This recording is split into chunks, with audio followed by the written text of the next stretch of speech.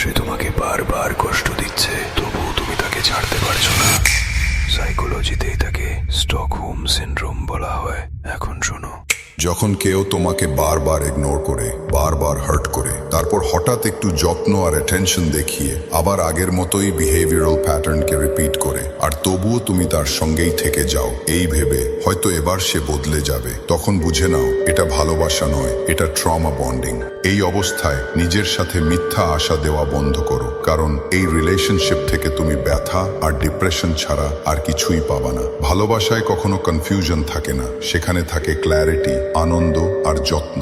যে সত্যিই তোমাকে ভালোবাসে সে তোমাকে সব সময় নিজের প্রায়োরিটি রাখবে। এই রিল হয়তো হারিয়ে যাবে, হয়তো আমাদের দেখা আর হবে না, তাই এখনই আমাদের সাইকোলজি সিরিজের সাথে যুক্ত হও আর অবশ্যই ফলো করে রাখো, কারণ পরের পর্বে আমরা নামবো আরো গভীর অন্ধকারে।